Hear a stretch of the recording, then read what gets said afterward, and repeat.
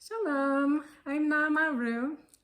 This is my husband, Rabbi David Rue, and we are getting ready for this Shmita year, which comes once every 7 years, when the food grown in the Holy Land has an innate sanctity to it.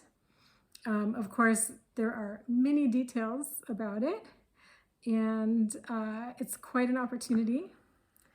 So I need to know the ins and outs of gardening, but also what to do in the kitchen, because it's all different during the Shmita year, dealing with holy food. Yes, it is. To start off, the Rambam says, Klal Amru b'Shvis, there's a general principle that runs through all of the laws of Shmita. Kol shu machal adam or machal behema yesh lo shvis, anything that is either human food or animal food has a halach of Shmita. So how do we define animal food?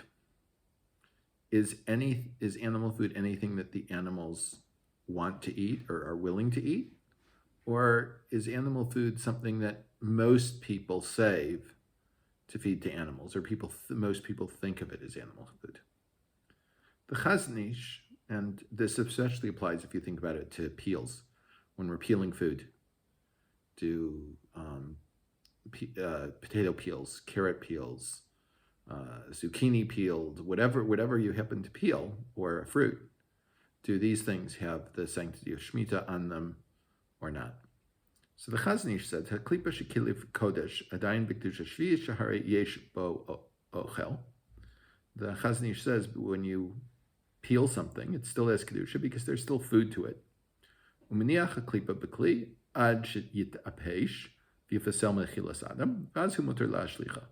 And you put the peel away with the other Shmita things until it begins to get rotten, and it's no longer edible by man, and then you can put it away. But if it's still fit for an animal, if most people set it aside for animals, it still is sanctified with the sanctity of Shmita.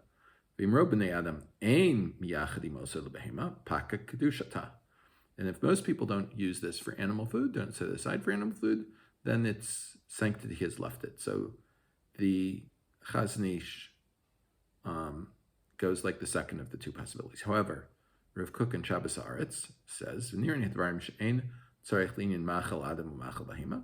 then when we're talking about what's animal food and human food, shudavka miyuchad lekach, it's only what it's satisfied.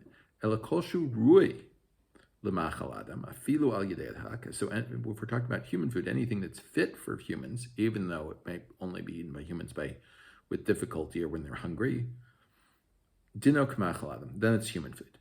V'udin kashu rui lemachal behema, and so to anything that's fit for animal food, al yedei hak, even if only with a little bit of difficulty, hu kamachal behema, then it's animal food.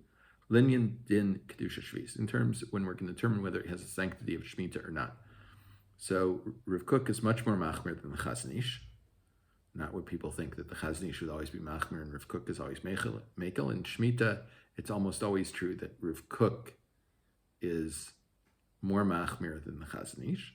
So he says anything that the animal will be willing to eat is in fact animal food. Now, there may be a little bit of a leniency in this, because if you're talking about what an animal will eat, if I throw something in the garbage, animals have been known to pick food out of the garbage.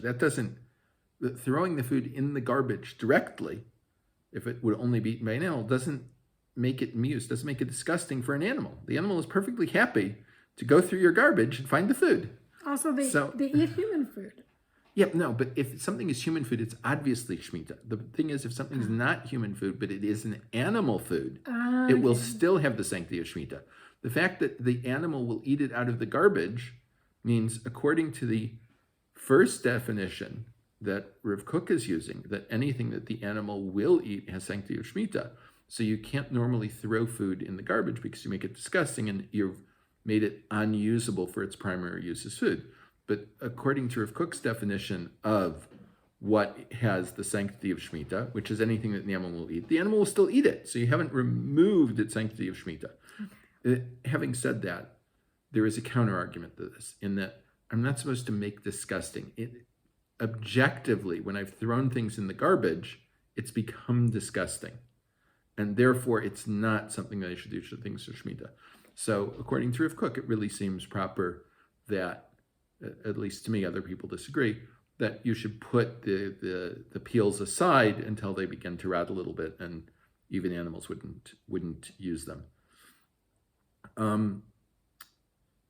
Now, there are a couple other things that are related to this that are like washing dishes. So hopefully there's no food left over on your dish when you're done, but the food that you would normally scrape off and put in the garbage before you wash it, you'd have to scrape off and put with the produce of Shmita and let it go bad before something else can be done with it. But what's stuck to the plate really shouldn't be a problem. Now, so like during the regular other 6 years of the cycle, we have a separate bin for when we take truma and maser for that purpose. So basically, we're going to have a separate bin in the kitchen for the leftover Shmita food, which hopefully we won't have very much. Well, not only that, but for the trimmings, right? Remember, as I said, if you're trimming something in peels, there are always going to be some things that are going to... The core, the apple core. And we discussed in our last video how you have to have something set aside. Right, okay, so... Right, now, wait, let me... So, this issue comes up for the little food. For instance, if I eat an apple and there's some apple left, I haven't eaten it down until there's nothing, right? So Rav Tuchinsky writes in Sefer Shmita that these things still have Kedusha Shmita to it and they have to be put aside. Rav Eliashiv disagrees, and he brings a proof from Tosfos. And Tosfos says that in terms of truma, right, we say as long as someone would save it, right, it has the sanctity of truma. And there, Tosfos says, we're talking about kodshim hanechalim. We're talking about animals that were sacrificed in the temple, and the kohanim are going to eat it. V'yesh leim dayan basar. There's still some meat on it. V'kamar de'im machnisan umatznian. If they save it, im kan hu mechashvan ve'akati shem kodshim aleiham ve'asurim. And since the Kohen's keeping it, it's therefore still considered as if it has Kedusha, and they're prohibited. Aval mashlichan batel shem ochel minayu. But as soon as the person would throw it away, it has lost the name of food. V'gam garine truma mayri sheyesh aleihim ochel. And so too with the seeds of truma. He says we'd have the same thing. If there's a little bit of food on them, but the Kohen's going to throw it away, it would be true. And what's true for truma in these things is also true for Shmita. There are several others, Meiser, Sheni, and so on, all have the same halachas in this way. So for all of these things, we can toss them away and it's not a problem. So too, what you can only get off the plate by washing it, right? So that there wouldn't be a problem washing in the normal way. There's one other thing that's similar. That's a relief. And that is wine for Havdalah. Now, if you have wine that has Kedusha Shvius, and there is much of this available in Eretz Yisrael, then I can't waste it. So I can't, Rav Kook writes in Shabbos Haaretz, they can't overfill the cup, right? Because what's left... You don't want it to spill over. It spills it over. You've lost it. You've wasted it. Yeah. If you did that, you would in fact have to do that. And the same is true as also for Kiddush. If you're using wine of the Shmita year that you would have to make Kiddush, being careful, or as careful as you can not to spill any of the wine. You wouldn't put out the flame. And my Rebbe Rav Drukman Shlita, when he uses wine from the Shmita, he's very careful with this. And after Havdalah, the Rabbanit blows out the candle, and that's the way you put out the candle. And it's not a halacha that you have to put out the candle by pouring wine on it. This is a minhag that's very widespread, but isn't in fact a requirement. I really didn't know that. Wow, I learned so much just now. All right, and from here we'll go on to other things having Shmita in the next video.